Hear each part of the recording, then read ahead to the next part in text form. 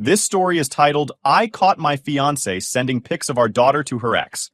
Then she started acting defensive when I confronted her, so I asked for a paternity test. Hey everyone! We spend so much time finding you the best stories. Please don't forget to hit that subscribe button. It really helps our channel. Now let's start the video. OP starts by saying, Hey Reddit, I need to get this off my chest because I honestly don't know what else to do. My fiancée Sarah and I have been together for 4 years. We have a beautiful little girl, Lily, who's 2 years old. She's my world, my reason for everything. Sarah and I have had our ups and downs like any couple, but I thought we were solid, you know? I mean, we were planning our wedding for next year, and I was ready to spend the rest of my life with her. But something happened a few weeks ago that flipped everything upside down. It's been eating me alive ever since. Let me start with some background. Sarah has an ex from before we got together. She's mentioned him maybe once or twice, but not in a way that ever raised any red flags. She said they had a messy breakup, and that it was all in the past. I assumed they weren't in contact anymore, which seemed normal to me. Honestly, I never gave it much thought. Sarah never gave me any reason to doubt her. Until now. A couple of weeks ago, Sarah was in the shower, and her phone buzzed. Normally, I wouldn't even look at it. I'm not the kind of guy to go through her phone or anything like that. We've always had a pretty open relationship when it comes to trust. But this time was different. The notification caught my eye because of the name. Her ex. I won't say his name here, but seeing it pop up on her screen made me freeze. My first thought was, why is he messaging her? I mean, we've been together for years, and as far as I knew, they hadn't talked at all during that time. Curiosity got the better of me, and I opened the message. It was a picture of Lily. It wasn't anything weird or inappropriate.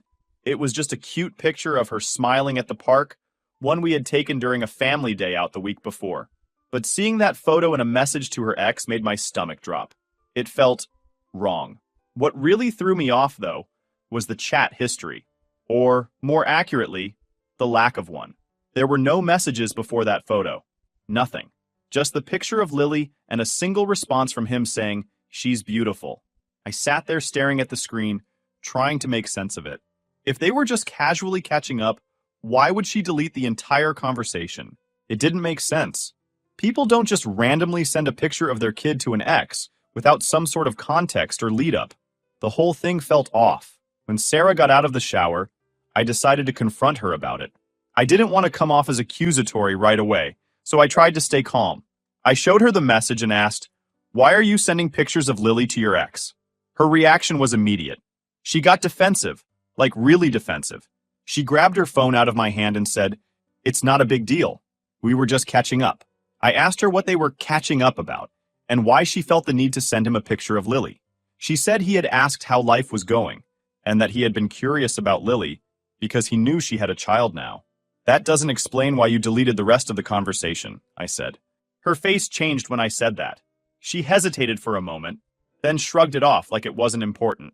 I just didn't think you'd understand, she said. That pissed me off. Understand what? I asked. If it's nothing, why are you hiding it? She rolled her eyes and said I was overreacting. That's when the argument started. I told her straight up that it wasn't okay for her to share pictures of our daughter with her ex behind my back. I asked her how she'd feel if I was sending pictures of Lily to one of my exes. She didn't really answer that. Instead, she flipped it around on me. Do you even trust me? She asked. Are you really that insecure? That comment hit me like a punch in the gut. Of course I wanted to trust her, but how was I supposed to trust her when she was hiding things from me? I told her that, and she just kept saying I was blowing things out of proportion. I asked her flat out if there was something going on between her and her ex. She got mad, like really mad. She started yelling, saying that I was being ridiculous and that I was turning a harmless conversation into something it wasn't. But the more defensive she got, the more suspicious I felt. I couldn't shake the feeling that there was more to this than she was letting on. Finally, I asked the question that had been eating away at me since I saw the message. Is Lily mine? Her face went pale. She stared at me like I had just slapped her. How can you even ask me that? She said, tears welling up in her eyes. I don't want to ask it, I said. But you're not giving me much of a choice. If there's nothing to hide, then why are you so afraid of being honest with me? She started crying, saying that I was destroying our relationship and that she couldn't believe I would accuse her of something like this. But at that moment, I didn't feel like I could trust her anymore. The night I told her I wanted a paternity test, she cried for hours. I sat on the couch, trying to wrap my head around everything. She eventually came out of the bedroom, her face red and swollen from crying, and asked if we could talk. I said, sure, but I was so emotionally drained that I wasn't sure how much I even wanted to hear. She sat down across from me and started talking about how much she loves me, and how she'd never do anything to hurt me. She kept saying, I can't believe you're doing this. I can't believe you don't trust me. I did trust you, I said, but you're not exactly making it easy right now. You've been hiding things from me. How do you expect me to react? She didn't really answer. Instead, she shifted the focus to Lily. Lily is your daughter, she said. She loves you. How can you even question that? I told her I wasn't questioning how much I love Lily. That's never been the issue. What I'm questioning is Sarah's honesty. You've been lying to me, I said. Maybe not outright, but by hiding things, by deleting messages. That's the same thing as lying. You're the one who's making me question everything. At that point, she got angry again. She stood up, crossed her arms, and said, You're being ridiculous. This isn't about Lily. This is about your insecurities. You're just looking for a reason to pick a fight.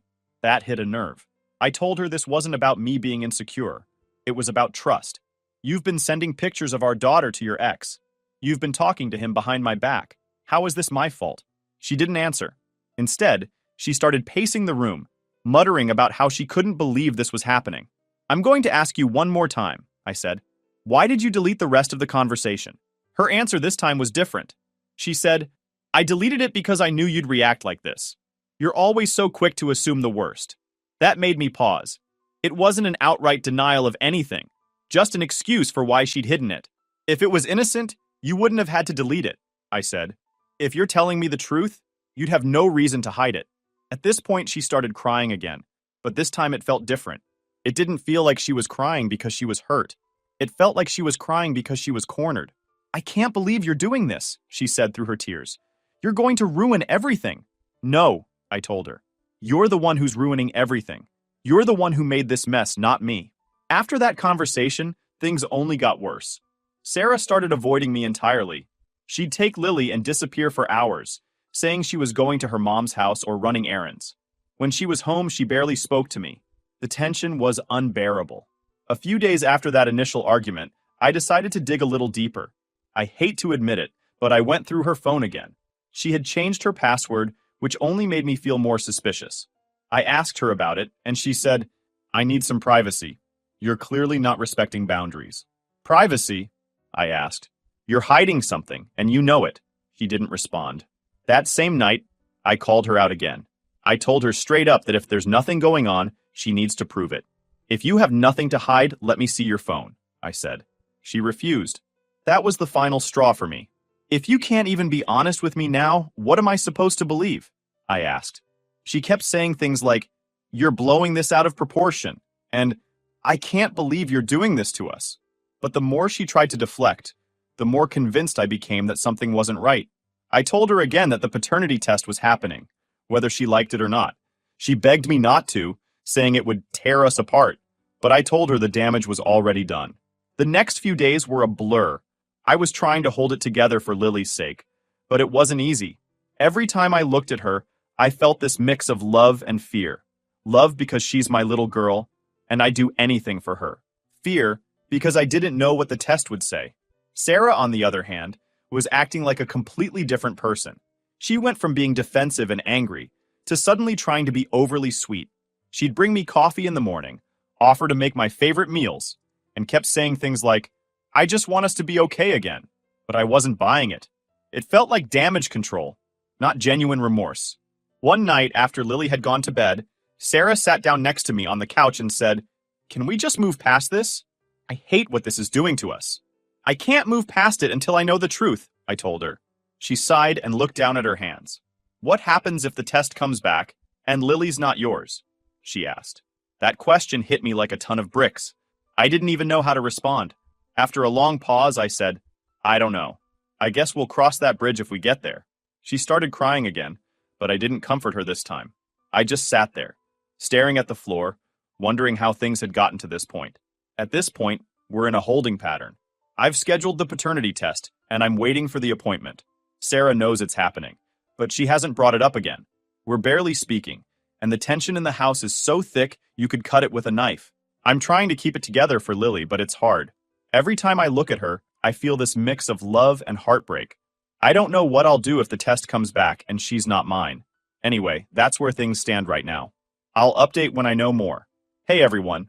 Before we dive into the update, if you're enjoying these stories and want to support the channel, don't forget to hit that subscribe button. It really helps our channel. Update 1 point. The days leading up to the paternity test were some of the most emotionally draining of my life. The atmosphere at home was unbearable. Sarah and I were like strangers, walking past each other without a word. I'd catch her looking at me sometimes, her face a mix of sadness and anger, but I didn't have the energy to engage. I spent a lot of time with Lily. Every moment with her felt bittersweet, knowing that soon everything could change. We'd play with her favorite toys, watch her favorite shows, or just sit together while she babbled about things only a 2-year-old could understand. She has this way of looking up at me with these big, innocent eyes, like I'm her entire world, and that's what made it so hard. At night, when Lily was asleep, I'd sit on the couch and just think. My mind was a constant storm of what-ifs. What if she wasn't mine? What if everything I thought I knew about my family was a lie? What if Sarah and her ex had been laughing at me behind my back this whole time? Sarah, for her part, kept to herself. She spent a lot of time in the bedroom with the door closed. I could hear her crying sometimes, but I didn't go to her. I felt like she had no right to my comfort after everything she'd done. The day of the test came quicker than I expected. I didn't tell Sarah what time I was going. I didn't want her to come with me. I needed to do this alone. When I got to the clinic, my hands were shaking. I couldn't believe this was my life now. I felt embarrassed just being there, like the staff could somehow tell I was doubting my own child. The nurse was kind, though. She explained the process and reassured me that it wouldn't take long. The test itself was simple. They took a cheek swab from Lily. I had to bring her in, which was heartbreaking, and one from me. Lily thought it was funny, giggling when the swab tickled her cheek. I tried to smile back, but inside I felt like I was dying. After we left the clinic, I took Lily to the park. I needed to clear my head, and she needed to burn off some energy. Watching her run around, laughing and playing, I couldn't help but think, how could she not be mine? She looked so much like me, or at least I thought she did. Now every little feature had me second-guessing. When we got home, Sarah was waiting by the door. She looked like she hadn't slept in days. "Did you do it?" she asked. "Yeah," I said, brushing past her. She followed me into the living room, standing there while I got Lily settled with her toys. Finally, she said, "I wish you didn't go through with it." I didn't even look at her. "Well, I did," I said. Sarah sat down on the couch across from me, silent for a long time. Then she said, "What happens if she's not yours?" "I don't know," I admitted, "but we'll deal with that when the time comes." "Don't you love her?" she asked, her voice breaking. "Of course I do," I said, finally looking at her. "But this isn't just about Lily. This is about you, Sarah. You've been lying to me. You've been hiding things from me. How am I supposed to move past that?" She started crying again, but I didn't have it in me to comfort her. I just got up and left the room. The next few days were torture. Every time my phone buzzed, I felt a jolt of anxiety, wondering if it was the clinic with the results. Sarah and I still weren't speaking much, but she started trying to reach out in little ways, making me coffee in the morning, offering to help with stuff around the house, even trying to start casual conversations. I wasn't having it. I didn't want to pretend like everything was normal when it clearly wasn't. One night, a few days after the test, Sarah cornered me in the kitchen. "Can we please talk?" she asked. I sighed. "About what?" "About us. About what's happening." I leaned against the counter, crossing my arms. "Okay, talk." She hesitated, like she was trying to find the right words. Finally, she said, "I know I've messed up. I know I've hurt you, but I need you to know that I love you, and I love the life we've built together." I didn't say anything. She continued. "I made a mistake. A huge mistake. But that doesn't change how much I care about you. And it doesn't change the fact that Lily loves you and needs you." I finally spoke. "You keep saying you made a mistake, but you're not owning up to what that mistake is. Was Lily a mistake, Sarah? Was lying to me a mistake? Or was it sending pictures to your ex behind my back? Which one are you sorry for?" She started crying again, but I was too angry to care. "Stop crying," I said. "Crying doesn't fix this. It doesn't make me trust you again. You did this, Sarah, not me." She didn't say anything after that. She just left the kitchen and went back to the bedroom. A few days later, I finally got the call from the clinic. My heart was pounding as I picked up the phone. The nurse on the other end explained the results, her voice calm and professional. "Lily isn't mine." I don't even remember what I said to her. I think I just thanked her and hung up. I sat there on the couch, staring at the wall, feeling like my entire world had just collapsed. For 2 years, I thought I was Lily's dad.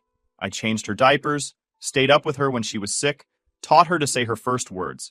She's my little girl. But now I find out she's not. I don't know how long I sat there before Sarah came into the room. She must have seen the look on my face because she froze. You got the results, she said. Yeah, I said. She didn't ask what they said. She just started crying again. I'm so sorry, she said over and over. I didn't know how to tell you. I didn't mean for this to happen. I looked at her, feeling more anger than I've ever felt in my life. You didn't mean for this to happen? You lied to me for 2 years. You let me think she was mine. How could you do that to me? She tried to explain, but I wasn't listening. I got up, grabbed my keys, and left the house. I needed to get out, to clear my head, to figure out what the hell I was going to do next. After I walked out of the house that day, I drove aimlessly for what felt like hours. I didn't have a destination in mind, just needed to get away. My head was spinning, and my chest felt tight, like I couldn't catch my breath. The words from the clinic kept echoing in my mind. Lily isn't your biological daughter. I ended up parked at some empty lot, just sitting there in my car. I couldn't even cry. I felt completely numb, like the reality of it hadn't hit me yet. It was hard to process the fact that the little girl I'd been calling my daughter, the one I've loved with everything I have, wasn't mine. The worst part? As much as I wanted to hate Sarah, I couldn't stop thinking about Lily. None of this was her fault. She didn't ask to be caught in the middle of this mess. She didn't ask to be lied about or used as a pawn. She's just a kid. My kid. At least in every way that matters except blood. When I finally went back home, it was late. The house was dark except for a small light in the living room. Sarah was sitting on the couch, waiting for me. Her eyes were swollen, like she'd been crying the whole time I was gone. As soon as I walked in, she stood up. Where were you? She asked, her voice shaky. Out, I said. Out where? She pressed. Does it matter? I shot back. She flinched at my tone but didn't say anything. I walked past her into the kitchen, poured myself a glass of water, and leaned against the counter. She followed me, standing in the doorway. Can we talk? She asked. I didn't look at her. Talk about what? About everything, she said. Everything? I repeated, finally turning to face her. You mean about how you lied to me for 2 years? How you let me think Lily was mine when you knew she wasn't? Do you want to talk about how you've been sneaking around, sending pictures of her to the guy who actually is her father? She started crying again, which just made me angrier. Stop crying, I said, my voice cold. Crying doesn't fix this. It doesn't make what you did okay. I didn't mean for any of this to happen, she said through her tears. I didn't know how to tell you. I was scared. Scared of what? I asked. Scared I'd leave you? Scared you'd have to face the consequences of your actions? What were you scared of, Sarah? She didn't answer right away. Instead, she looked down at her hands, like she couldn't meet my eyes. Finally, she said, I was scared of losing you. I thought if I told you the truth, you'd leave me. And I didn't want to lose what we had. I laughed bitterly. Well, congratulations, Sarah. You managed to lose me anyway. The next few days were a blur. I stayed in the house for Lily's sake, but I couldn't even look at Sarah. She kept trying to talk to me, but I shut her down every time. There was nothing she could say to make this better. Meanwhile, I was trying to figure out what to do about Lily. Legally, I had no rights to her, which broke my heart. I'd been her dad for 2 years, and now I was supposed to just walk away? How do you do that? How do you stop being someone's father just because a piece of paper says you're not? I reached out to a lawyer to see what my options were. He told me it would be complicated, especially since Sarah and I weren't married. If her biological father wanted to step in, there wouldn't be much I could do. The thought of her ex coming into Lily's life made me sick. This guy had been lurking in the background, hiding in plain sight, and now he might get to claim her as his own? I couldn't let that happen. One night, after Lily had gone to bed, Sarah and I had another argument. She came into the living room and sat down across from me, looking nervous. We need to figure this out, she said. Figure what out? I asked, not bothering to hide the bitterness in my voice. Lily, she said. What's going to happen with her? She's your daughter, I said. You figure it out. She's our daughter, she said, her voice breaking. No, Sarah, I said, my voice rising. She's your daughter. She's your daughter and his daughter. You made sure of that the moment you decided to lie to me about who her father was. She started crying again, but I wasn't about to back down. You don't get to play the victim here, I said. You did this. You lied to me. You used me. And now you're expecting me to just forgive you and move on like nothing happened? I don't expect you to forgive me, she said, her voice barely above a whisper. I don't want Lily to lose you. Her words hit me harder than I expected. As angry as I was at Sarah, I knew she was right. This wasn't just about me and her. This was about Lily too. And no matter how much I hated Sarah for what she did, I couldn't bring myself to hate Lily. But I didn't know what to say, so I just sat there in silence. I don't know what's going to happen next. My heart feels like it's been ripped in half. I love Lily more than anything, but I don't know if I can keep pretending everything's okay. And as for Sarah, I don't think I'll ever be able to forgive her. For now, I'm just taking it one day at a time. Final update. Hey Reddit. I know it's been a while since my last update, but I've finally gotten to a place where I can share everything that's happened. A lot of you had questions, and I think it's time I lay it all out. Things have escalated, and to be honest, this will probably be the last time I talk about this. So, let's get into it. After the paternity test confirmed that Lily wasn't mine, everything fell apart even more than it already had. I told Sarah there was no way we could stay together after what she did. She begged and pleaded, but I was done. I told her flat out, "You need to leave." At first, she acted like she didn't understand. "Where am I supposed to go?" she asked, tears streaming down her face. "That's not my problem, Sarah," I told her. "You've had 2 years to come clean about this. 2 years to be honest. You made your choice and now I'm making mine." She kept trying to guilt trip me, saying things like, "This isn't fair to Lily. She needs you." And, "We've built a life together. Don't throw it away." But at that point, I couldn't even look at her without feeling a mix of anger and disgust. I gave her 2 weeks to figure out her living situation.